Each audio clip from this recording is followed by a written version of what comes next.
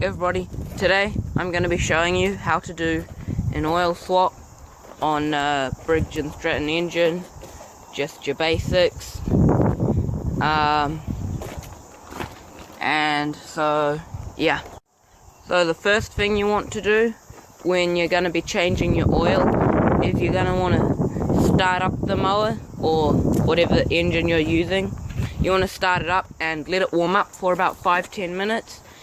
Get it up to operating temperature, and after you've done that, because you need to heat it up and get all the dirty oil off the bottom so it's all mixed around and it's all good, and so you don't have all the sludge at the bottom, and just empty out the good oil at the top. And then while it's still hot, you're going to want to take off this nut and drain the oil into an ice cream container or a container which is equivalent size, good enough to catch all the oil from that vehicle. So here we go, we're just going to start it up. I've primed it with one pull with choke on, so now it should start.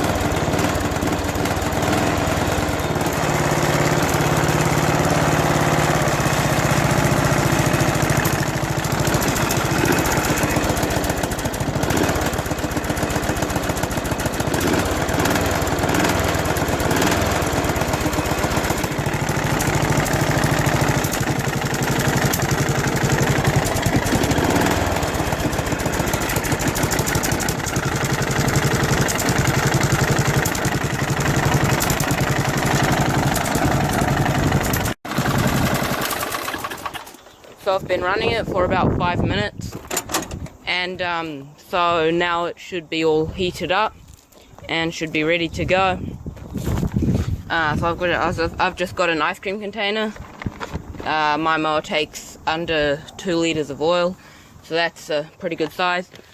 And just because my mum hates oil on the gravel, I've got a sack down just so it doesn't get any oil on the gravel. And so all you need to do is open up this bolt here. So I've almost got this off, and just a couple more turns. There we go. And make sure this, the ice cream container, is there to catch most of the oil. Some on my hands. Seems as if it's on a bit too much of an angle, because the oil's pouring out pretty much everywhere. That's there to catch the main of it. I think I'll go get another ice cream container to catch the rest of it, if I can find one. There's one.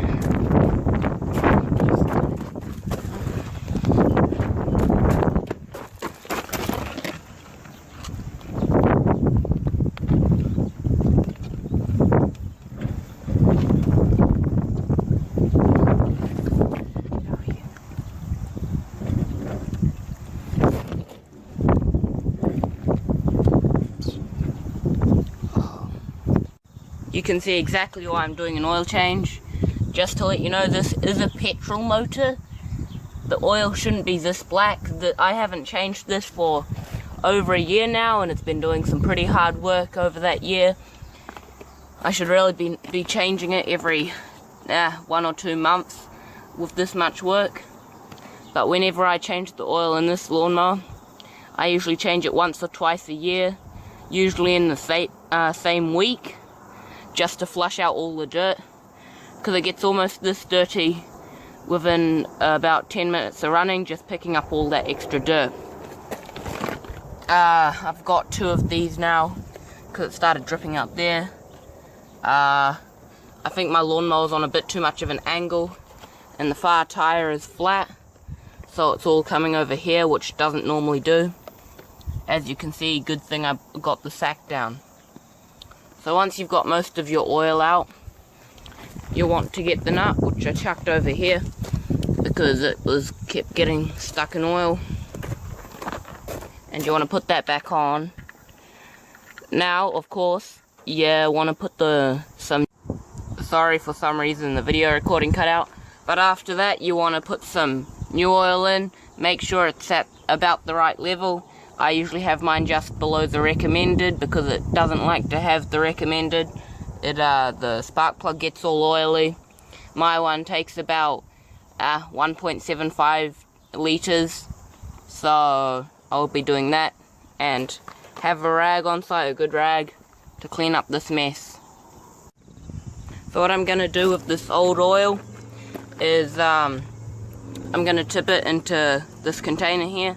We have about 5 of these sitting in the shed, and they're all full of old engine oil. And then we have one which is about half full, and that has new oil in it. This funnel has a filter in. You don't necessarily need it unless later on you're going to be making some black diesel from your old engine oil. So that's got that there, and I'm going to have to fill that up. So I've changed out the oil and I've refilled it. I haven't got the engine cover on, and I've got the hood on and stuff, and I'm changing out some other stuff. This is about a week or two after I've actually done the first part of the video. It's just my phone ran out of storage from that other part, and so I had to delete some stuff, and I never got around to doing this part of the video. So now the engine oil is all changed, and I can't open that, but just make sure it's to the right level.